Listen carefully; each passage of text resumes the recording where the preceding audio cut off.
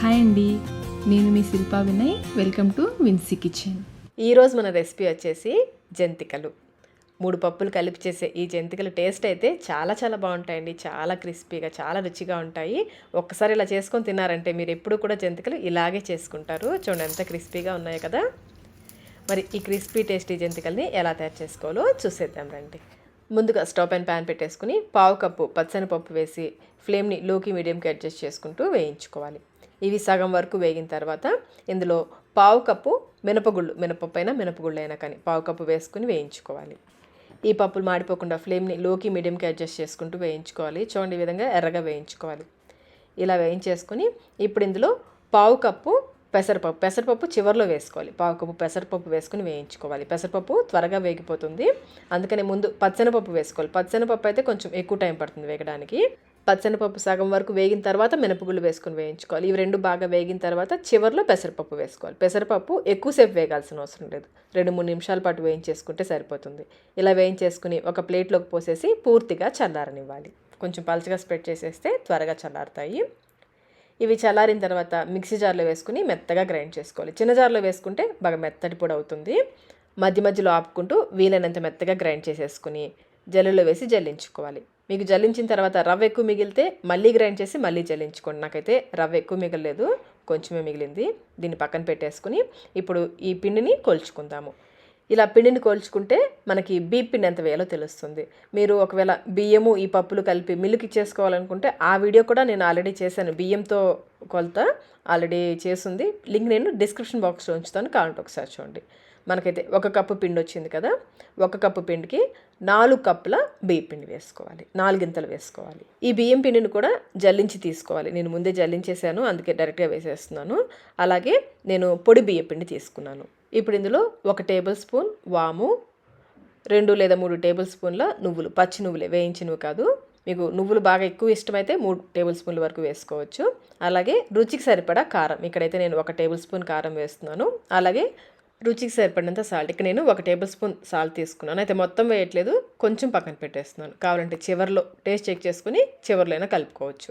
ఇప్పుడు ఇవన్నీ కూడా బాగా కలిసిలా కలుపుకోవాలి. ఇలా బాగా కలిపేసుకుని ఇప్పుడు ఇందులో 1/2 కప్పు వెన్న వేసుకోవాలి. రూమ్ టెంపరేచర్లో ఉన్న వెన్న 1/2 కప్పు వేసుకోవాలి. బయట కొనదైనా పర్లేదు, ఇంట్లో తయారు చేసిందైనా పర్లేదు. వెన్నకి బదులుగా 1/2 కప్పు వేడి నూనె పోసుకుని కూడా చేసుకోవచ్చు. ఈ వెన్నంతా కూడా పిండికి బాగా పట్టేలాగా చేత్తో రబ్ చేస్తూ కలుపుకోవాలి. పిండిని ఎంత బాగా కలిపితే మనకి జంతికలు అంత గుల్లగా వస్తాయి. చూడండి, వెన్న పట్టేసి పిండి ఈ విధంగా ఉంటుంది. ఇలా బాగా కలిపేసుకుని ఒకసారి టేస్ట్ చెక్ చేసుకోండి. సాల్ట్ ఏమైనా తగ్గితే వేసి కలుపుకోవచ్చు. నేనైతే ఏమీ వేయట్లేదు, నాకైతే కరెక్ట్గా సరిపోయింది.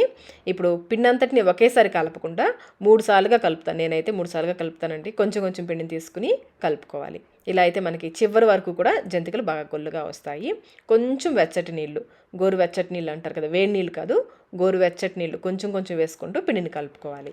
పిండి అంతటిని ఒకేసారి కలిపేసామనుకోండి, పిండి నానిపోయి చివరికి వచ్చేసరికి జంతికలు కొంచెం గట్టిగా వస్తాయి. అందుకని ఈ విధంగా కొంచెం పిండిని కలుపుకోవాలి. 2-3 వాయిలకి సరిపడా పిండిని కలుపుకోవాలి. పిండిని మరీ గట్టిగా కాదు, అలానే మరీ సాఫ్ట్గా కాదు, ఈ విధంగా కొంచెం సాఫ్ట్గా ఉండేలాగా కలిపేసుకోవాలి. ఇప్పుడు మురుకులు కొట్టడానికి సరిపడా పిండిని తీసుకుని బాగా కలిపి అప్పుడు మురుకులు గొట్టంలో పెట్టాలి. ప్రతిసారి కూడా మురుకులు గొట్టంలో పిండి పెట్టే ప్రతిసారి కూడా బాగా కలిపి పెడితే మనకి జంతికలు బాగా గుల్లగా వస్తాయి. మురుకులు గొట్టంలో ఇలాంటి ప్లేట్ పెట్టేసి పిండిని పెట్టేసి క్లోజ్ చేసేసుకోవాలి. డీప్ ఫ్రైకి సరిపడా నూనెని పెట్టేసి నూనె బాగా కాగిన తర్వాత కొంచెం పిండి వేసి చూడండి, నూనె కాగిందో లేదో చెక్ చేసుకొని అప్పుడు జంతికలు ఒత్తుకోవాలి. నూనె బాగా కాగితేనే మనకి లోపల గుల్లగా వస్తుంది జంతిక. అలాగే కొత్తగా జంతికలు చేసేవాళ్ళు చేతికి సెగ తగలకుండా జంతిక ఒత్తేటప్పుడు ఫ్లేమ్ని లోలో పెట్టేసుకోండి. ఒత్తిన తర్వాత ఫ్లేమ్ని మీడియంలో పెట్టేసి పైన పచ్చిదనం తగ్గేంత వరకు కాలనిచ్చేసి అప్పుడు రెండో వైపు తిప్పుకోవాలి. జంతికల్ని మీడియం ఫ్లేమ్లోనే కాలనివ్వాలి. 2 వైపులా బాగా కాలిన తర్వాత నూనెలో వచ్చే నురగలు కొంచెం తగ్గేంత వరకు కాలనిచ్చేసి తీసేసుకోవాలి. చూడండి చక్కగా వచ్చిందో కదా. ఇవి నూనెను కూడా ఎక్కువగా పీల్చుకో, ఎక్సెస్ ఆయిల్ డ్రైన్ చేసేసుకుని పక్కన పెట్టేసుకోండి. ఇదే విధంగా మిగిలిన జంతికలన్నీ వేసుకోవాలి. నూనె బాగా కాగిన తర్వాతనే వేసుకోండి. అలాగే ఎక్కువ వేసేసుకోవద్దు, 1 రౌండ్ వేసుకుంటే చక్కగా కాలుతుంది లోపల వరకు కూడా.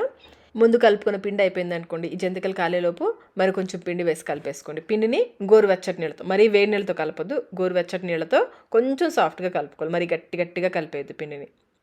మిగిలిన పిండిని ఆరిపోకుండా మూత పెట్టేసుకుంటూ ఉండాలి. ఈ టిప్స్ ఫాలో అవుతూ చేశారంటే చివరి జంతిక వరకు కూడా బాగా గొల్లగా వస్తాయి. చూస్తున్నారా, మీకు చూస్తుంటేనే అర్థమవుతుంది కదా ఎంత క్రిస్పీగా ఉన్నాయి జంతికలు.